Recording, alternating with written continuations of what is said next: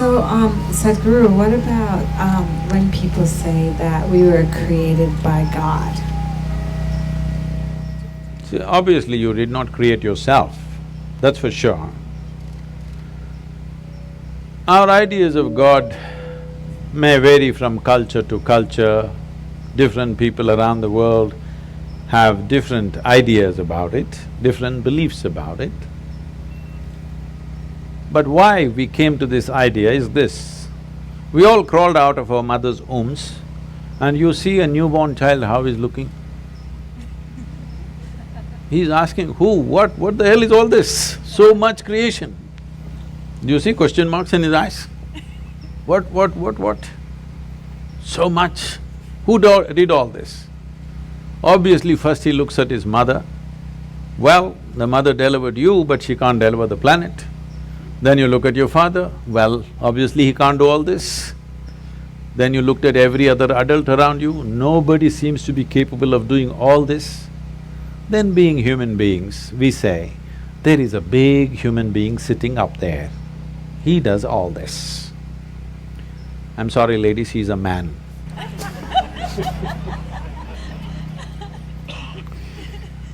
Because we are human, we are thinking a big human is up there. But it's a fact that we did not create this, isn't it? Neither this nor this. We did not create this, we meddled with it. We meddled with it, we muddled with it, but we did not create it, for sure. So we need an explanation. This is a choice you have. Do you need an explanation or are you willing to explore? If you explore, you will come to one kind of situation within yourself. If you come to agreement with some explanation that somebody gives you, the only choice is either to believe it or disbelieve it. If you believe it, you will become confident. It'll not bring any clarity, it'll bring you confidence. If you disbelieve it, you will be confused. If you're joyfully confused, it's very wonderful. But most people don't know how to handle their confusion joyfully. When they get confused, they make themselves miserable. But the most wonderful thing in human intelligence is to recognize what you do not know as you do not know. Everything that you do not know, you believe. This is a serious problem. We have done terrible things to each other simply because I believe this, you believe that.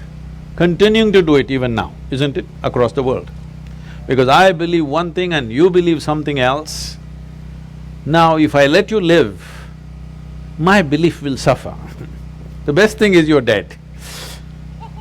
Yes because you believe something else is the truth and I believe something else is the truth, now both of us can't live in one place. We can pretend for some time. When it comes to real issues, we can't be in one place. Why is it it's so difficult? If you really have a working intelligence, you must be able to see what I do not know as I do not know, isn't it? Is it not very human and very wonderful to see what I do not know, what's the big deal about it? If you see I do not know is an immense possibility. Only when you see I do not know, the possibility of knowing becomes a reality. If you see I do not know, the longing to know, the seeking to know, and the possibility of knowing becomes a living reality. Everything that you do not know, you believe. You have to be only among your kind. If you are with another kind of people, either they should not exist or you should not exist, that's all it'll lead to. So this is something that we have to come to, because human intelligence is at its best when it does not know. If I just think I know, I will become stupid because I have my conclusions about everything. If I see I do not know, intelligence is full on, isn't it? You want to keep your intelligence in a working mode or a off mode? You saving it for another place? No, I want to know because it looks like that. A lot of people are saving it for elsewhere. No, you need it here. If you need it here, please look at this and see. When you see I do not know, you become very conscious, very aware, very alert. Is it true? When you think I know, you do the dumbest and idiotic things, very gross things. Yes or no? Yes. If you really see I do not know, you have fight with nobody.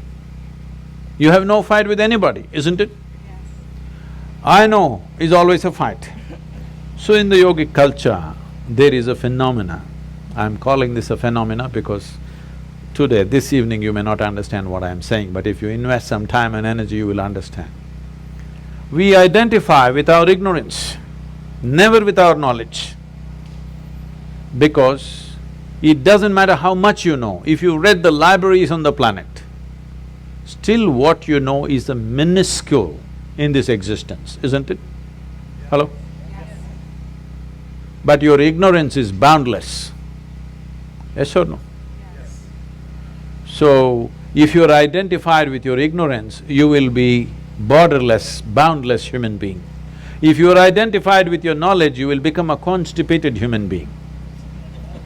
Constipated means it happens little by little. This is how life is happening right now. Little by little it is happening. It is not happening in a beautiful way. It is little by little. We have to strive to find one moment of joy somewhere. We have to do so many things to experience one moment of ecstasy. If you want to just live here, drenched with nameless ecstasies going on in every cell in your body, every moment of your life, then you must identify with your ignorance. You must come to terms with your ignorance. If you come to terms with your ignorance and pay enough attention, if you're ignorant, you naturally pay attention, isn't it? If you pay enough attention, you will see with all this scientific knowledge that we have, we still do not know one atom in its entirety. We know how to use them, we know how to break them, we know how to fuse them, we know how to make them explode, but we don't know what the hell it is even today. Yes or no? So if you pay enough attention, you clearly realize you don't know a thing. Well, he asked that question, this is all I did. When I was just 4.5 years of age, I suddenly realized I don't know a thing. So if somebody gave me a glass of water, I'm just looking at the water because I do not know what is water. Well, I know how to use the water, but I don't know what it is. Even today you don't know what it is.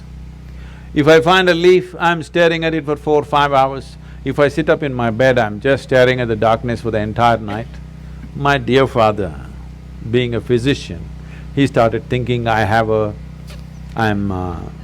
need psychiatric evaluation. So this boy is simply staring at something all the time. My problem is I look at this, I still don't know this, so I'm not able to shift my attention to anything else. If I look at this, I'm just looking at this because I've still not figured this out. So, if you pay enough attention, this universe opens its doors only to those who pay enough attention. Whichever door has been opened for you in your life has opened because you paid attention to that dimension of life. Yes or no? Yes. That's the only way it works. Now, if your attention is such, it is not seeking anything, but it's simply attentive. It pays attention to everything. It does not decide an elephant is more important than an ant. It just pays attention to everything because this is the nature of creation. If you look at an ant, have you paid enough attention to an ant ever? I spent a lot of time with them. Believe me, it's one of the finest machines on the planet. Yes or no? If you had a car like this, you know, you could do all the California deserts effortlessly. It's such a fine machine, it's not a simple thing. If you pay enough attention to the ant, you will realize whatever created this ant, it did not pay any less attention to the ant than it paid to you. Yes or no? Yes. Then who the hell are you to decide who should get more attention and less attention? It is just that you have to sharpen your ability to pay attention, not to any particular thing, to simply pay attention. If you pay enough attention, Is it true this body, though you gave food from outside, this body was created from inside? Yes? So whatever is the source of creation must be functioning from within you, isn't it? Is it? So, when you don't know what is the nature of the source of creation, you may use in English language. In India we have many words. In this part of the world, you may call it God. It's just your explanation for the source of creation, isn't it? Because you have no explanation for the creation, you saying, God made this. We have 1,000 names for that, all right? But fundamentally, we are trying to explain the source of creation. Is it true in your experience, the source of this life's creation is functioning from within you? If it's functioning from within you, if it's somewhere up there and you missed it, it's okay. If it's happening from within you and you missed it, isn't it a tragedy? Hello? Yes. If the source of creation is throbbing within you and you did not notice it, are you not a tragedy? Yes. So my entire life and work is to just avoid the tragedy for people. Thank you. Thank you very much.